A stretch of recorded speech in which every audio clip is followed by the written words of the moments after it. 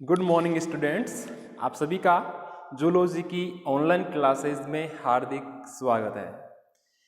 Previous class में अपन ने जो टॉपिक स्टार्ट किया था वो था कोशिका कला अभिगमन, यानी कि सेल मेम्ब्रेन ट्रांसपोर्ट।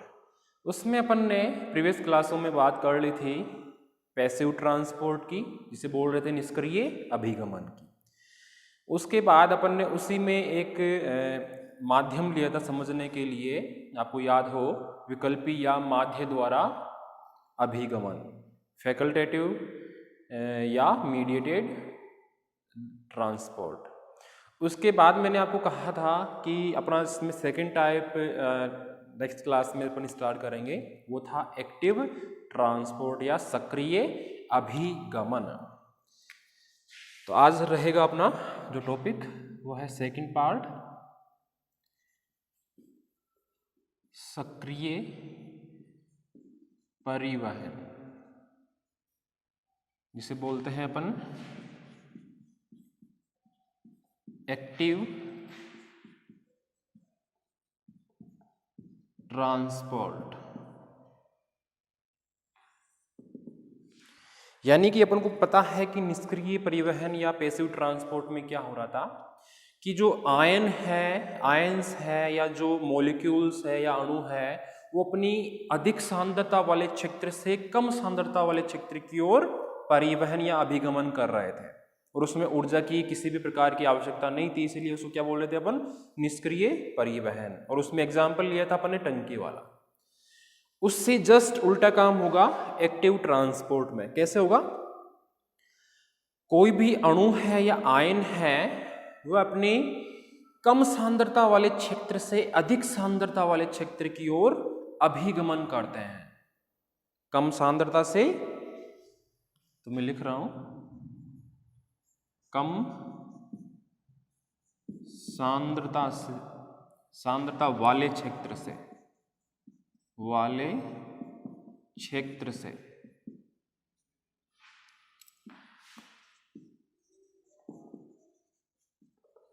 अधिक सांद्रता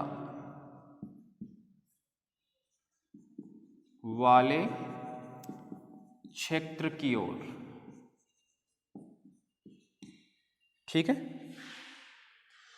यानी कि कोई भी आयन्स है, जैसे सोडियम हुआ, पोटेशियम हुआ, या कोई अणु है या कोई पदार्थ है, वो अपनी कम सांद्रता से यानी कम मात्रा से अधिक मात्रा की ओर परिवहन करे या अभिगमन करे, तो क्या कहलाएगा अपना एक्टिव ट्रांसपोर्ट। अब एक्टिव क्यों है? कम से ज्यादा की ओर जाएगा तो प्रेशर लगाना पड़ेगा। जैसे मान लो कि टंकी खाली है, उसको भरने के लिए अपन को मोटर तो चलानी पड़ेगी। मोटर चलेगी तो एनर्जी वेस्ट होगी, लाइट खर्च होगी। तो अपन उसी एग्जाम्पल के अकॉर्डिंग देखें तो कोई भी अणु या आयन है कोशिका के अंदर या बाहर, वो अपनी कम सांद्रता से अधिक सांद्रता वाले क्षेत्र की ओर जाएगा, तो उस कोशिका का जो उपापचयी तंत्र है, जो मेटाबॉलिक सिस्टम है, उसके द्वारा ऊर्जा खर्च की जाएगी। इसीलिए इसे एक्टिव ट्रांसपोर्ट या सक्रिय परिवहन के नाम से जाना जाता है। यहां तक क्लियर है? अब आपको एक पॉइंट याद हो तो मैंने पिछली क्लास में ये बताया था कि ये जो परिवहन की दिशा और जो मात्रा है, वह इन पदार्थों के या अणुओं की सांद्रता प्रवणता,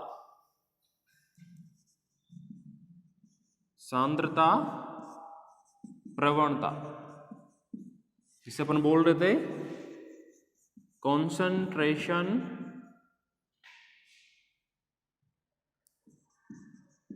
concentration gradient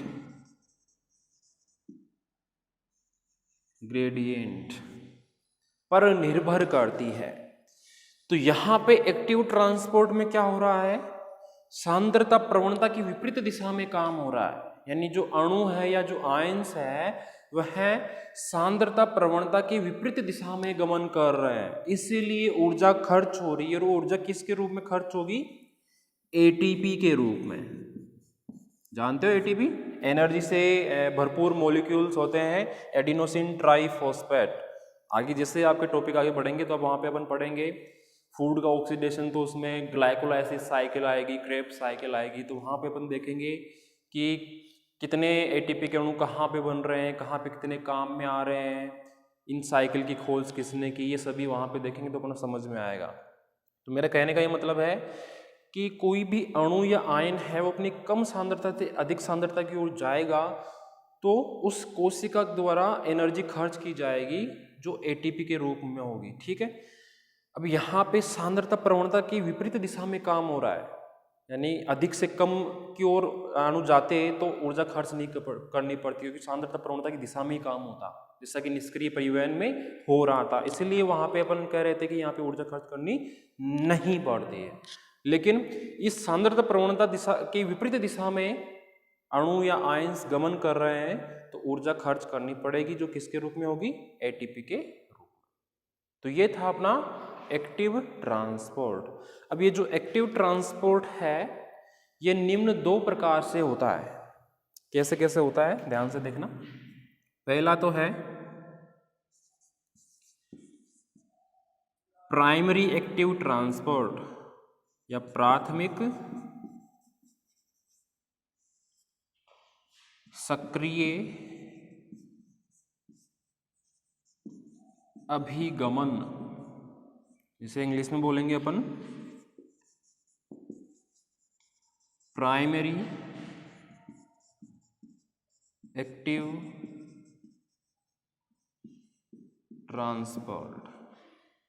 primary active transport, ये चीज समझ में आ गई होगी आपके।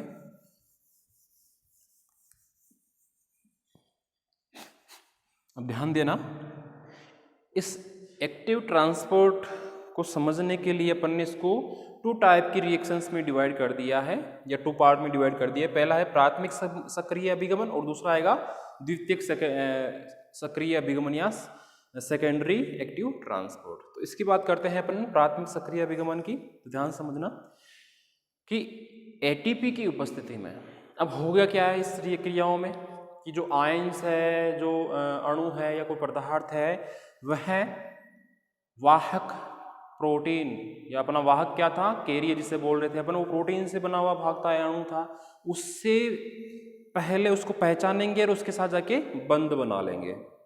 दूसरी क्रिया में क्या होगा, सेल के अंदर या बाहर जहां भी उसको जाना है वहां जाके वो मुक्त हो जाएंगे। ये तो अपने निष्क्रिय परिवहन में पढ़ा था। ठीक है, तो वही बात करेंगे। प्राथमिक सक्रिय अभिगमन में क्या होता है कि एटीपी की उपस्थिति में, क्योंकि एटीपी खर्च हो रही है इसमें, तो एटीपी का जिक्र अपन करेंगे। एटीपी की उपस्थिति में कोई भी एटीपी की उपस्थिति में कोई भी सोडियम एवं पोटेशियम आयन, सोडियम एवं पोटेशियम आयन वाहक प्रोटीन सोडियम एवं पोटेशियम एटीपेज। एटीपेज क्या है, मैंने स्टार्टिंग में आपको बताया था, एटीपेज एंजाइम है जो प्लाज्मा मेम्ब्रेन में मिलता है। ठीक है, तो मैं कह रहा हूं कि ये कोई सेल है, ये इसका न्यूक्लियस है, ये इसका साइटोप्लाज्म है। ठीक है, अपना जो ट्रांसपोर्ट होगा वो होगा इसमें, क्योंकि ये किसका गुण है, सेल मेम्ब्रेन या कोशिका कला का। तो मैं कह रहा हूं कि एटीपी की उपस्थिति में सोडियम एवं पोटेशियम आयंस वाहक प्रोटीन कहां पे मिलेंगे अपन को, प्लाज्मा मेम्ब्रेन की आउटर सरफेस पर, ये जो रेड रेड मैंने शो किया है, वाहक प्रोटीन जिसे बोल रहे हैं कैरियर, सोडियम पोटेशियम एटीपेज, यानी कि इस वाहक प्रोटीन के पास क्या होगा, एटीपेज एंजाइम होगा। यहां पर ये सोडियम और पोटेशियम आयन बंध बनाएंगे, अपने अपने स्थान को पहचान कर या अपने अपने वाहक को पहचान कर इससे बंध बना लेंगे। तो ये तो हो गई प्राइमरी एक्टिव ट्रांसपोर्ट। समझ में आया? इसी को एक अपन चित्र से समझाएं अपन तो अच्छे से समझ में आएगा, ध्यान से देखना।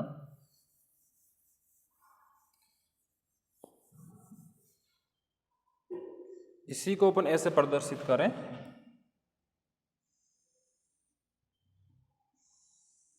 ये प्लाज्मा मेम्ब्रेन है, यहीं पे मैं वाहक प्रोटीन बना देता हूं। एक तो मैंने यहां बनाया, एक यहां बनाया, दो बना देता हूं मैं।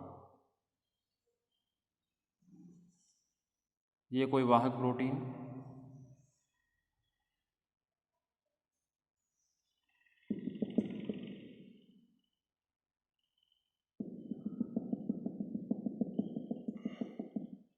ठीक है।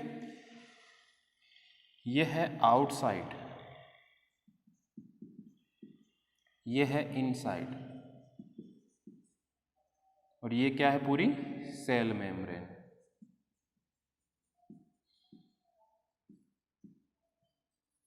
सेल मेम्ब्रेन, ठीक है। ये क्या है, वाहक, जिसे अपन बोल रहे थे कैरियर। कैरियर। अब मैं कह रहा हूं कि यहां पे मान लो कि ये पोटेशियम आयन इससे वाहक से जुड़ेगा, ये कोई सोडियम है, ये कोई पोटेशियम है। दूसरी साइड मान लो कि यहाँ पे जुड़ रहा है सोडियम आयन, ये कोई पोटेशियम आयन है। ऐसे ही मान लो कि इधर जुड़ रहा है कोई सोडियम आयन, बंद बना रहा है, ये कोई पोटेशियम आयन है। इधर मान लो कि कोई पोटेशियम आयन बंद बना रहा है, ये कोई सोडियम आयन है। तो अब ध्यान से देखना डायग्राम को और समझना। ये कोई प्लाज्मा मेम्ब्रेन है। अब मैंने डायग्राम से समझाया था कि प्लाज्मा मेम्ब्रेन की आउटर सरफेस जो होती है, यानी बाहरी सतह जो होती है, उसके पास वाहक प्रोटीन होते हैं जिन्हें अपन बोलते हैं कैरियर, जो प्रोटीन से मिलकर बने हुए होते हैं, ये वाले मैंने दर्शाया ना, वाहक कैरियर। तो मैंने ये कहा कि जो प्राथमिक सक्रिय अभिगमन है, इसमें क्या होता है कि एटीपी की उपस्थिति में सोडियम एवं पोटेशियम आयंस ये वाहक प्रोटीन कैरियर को, वाहक प्रोटीन या वाहक कैरियर प्रोटीन को के सोडियम पोटेशियम एटीपेज को पहचान कर, यानी कि यहाँ पे एटीपेज एंजाइम होगा इसके पास, वाहक प्रोटीन के पास, तो यहाँ पर अपने अपने संलग्न स्थान को ये पहचानेंगे और जुड़ जाएंगे। जैसे मान लो कि यहाँ पे पोटेशियम आयन जुड़ रहा है, यहाँ पे सोडियम जुड़ रहा है, यहाँ पे सोडियम जुड़ रहा है, यहाँ पे पोटेशियम जुड़ रहा है। तो इस फर्स्ट जो रिएक्शन है प्राइमरी एक्टिव ट्रांसपोर्ट में, इसमें ओनली बंधन बनेगा किनके बीच, एटीपी के उपस्थिति में कैरियर वाहक जो प्रोटीन है, मॉलिक्यूल है, उसके बीच, और जो पोटेशियम सोडियम आयंस है उनके बीच। किसकी उपस्थिति में, एटीपेज एंजाइम की उपस्थिति में। ठीक है, तो ये तो था ये डायग्राम आपको बनाना है, इस डायग्राम को आपको बनाना है और ऐड करना है प्राइमरी एक्टिव ट्रांसपोर्ट में, और लिखना यही है कि एटीपी की उपस्थिति में सोडियम एवं पोटेशियम आयंस वाहक प्रोटीन सोडियम एवं पोटेशियम एटीपेज एंजाइम को पहचान कर अपने अपने बंधन स्थल पर जुड़ जाते, जैसे ये यहाँ पे इससे जुड़ गया, ये इससे जुड़ गया, ये इससे जुड़ गया। ठीक है, अब है सेकंड,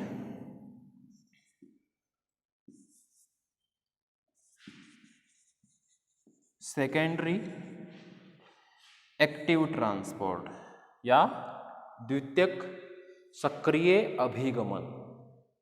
ये क्या होता है, ध्यान से सुनना।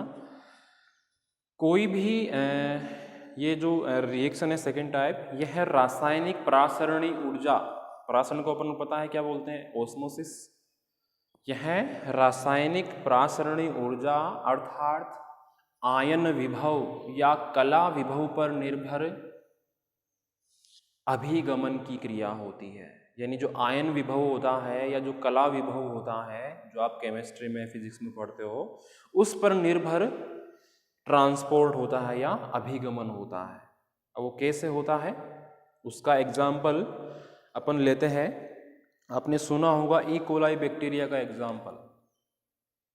ई कोलाई बैक्टीरिया की जो आंत्र है, जिसे अपन बोलते हैं इंटेस्टाइन, उसकी उपकला की जो कोशिकाएं हैं उनमें ग्लूकोज का परिवहन कैसे होता है, उसका एक डायग्राम बनेगा इसमें, तो समझना।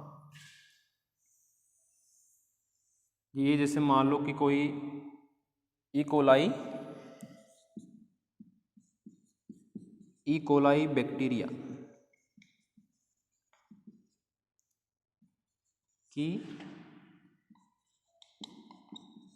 आंतरिकी उपकला की कोशिकाएं।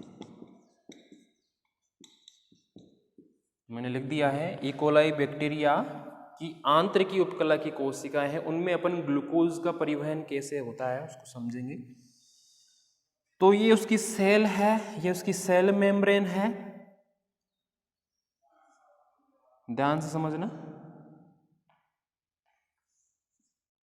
ये जैसे कोई सोडियम आयन है, ये अंदर से बाहर की तरफ जा रहा है, मैंने यहाँ पे दर्शा दिया है, ये बाहर आ गया।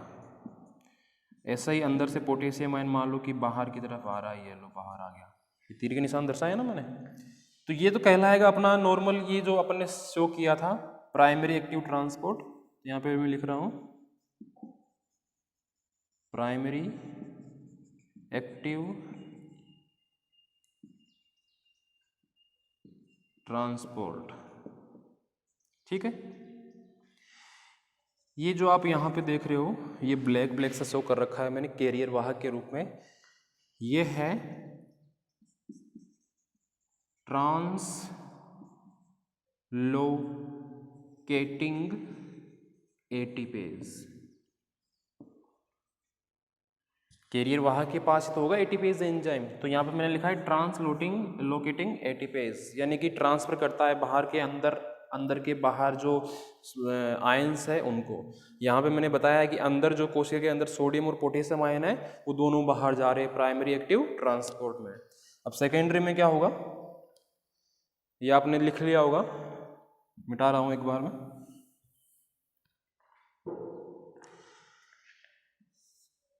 यहाँ पे अपन मान लेते हैं कि बाहर से सोडियम आयन अंदर जा रहे हैं और ये ग्लूकोज, मैंने कहा था ना ई कोलाई की आंतरिकी उपकला की कोशिकाओं में ग्लूकोज का परिवहन, तो ये ग्लूकोज का परिवहन देख सकते हो आप, ये है सेकेंडरी एक्टिव ट्रांसपोर्ट। और ये जो वाला इसमें मैंने बताया, यहाँ पे तो एटीपीज बताया था, ये है ग्लूकोज कैरियर, ग्लूकोज कैरियर। तो आपके डायग्राम समझ में आ गया होगा। ये इतना तो है प्राइमरी एक्टिव ट्रांसपोर्ट का, और ये वाला है सेकेंडरी एक्टिव ट्रांसपोर्ट का, जिसमें स्पेशली अपन ने एग्जांपल लिया है ग्लूकोज कैरियर का, क्योंकि ग्लूकोज इस बाहरी माध्यम से कैरियर के थ्रू होता हुआ, जो ग्लूकोज कैरियर है वाहक प्रोटीन, उसके द्वारा कोशिका के अंदर जा रहा है, ये अपन ने एग्जांपल लिया था। तो ये वाला है सेकेंडरी एक्टिव ट्रांसपोर्ट, जिसमें आपको ये वाला डायग्राम बनाना है। प्राइमरी एक्टिव ट्रांसपोर्ट में ये वाला बनाना है, सेकेंडरी में वाले में ये बनाना है। इसी को समझने के लिए, एक्टिव ट्रांसपोर्ट को समझने के लिए एक मॉडल भी है अपना, जो नेक्स्ट क्लास में अपन देखेंगे, वो है जैक्सले एवं मोनार्ड का घूमने वाले द्वार का मॉडल। उस मॉडल को देखने पर अपन को ये पता चलेगा कि ये जो कैरियर वाहक जो प्रोटीन होते हैं, ये कैसे सोडियम और पोटेशियम जो आयंस होते हैं, जो मॉलिक्यूल्स होते हैं, उनको कैसे एक द्वार के माध्यम से, एक गेट के रूप में अंदर लाते हैं, बाहर ले जाते हैं। तो सारा का सारा अपन को समझ में आ जाएगा। आज के लिए बस इतना ही, ये डायग्राम आप ध्यान रखना, ठीक है। धन्यवाद।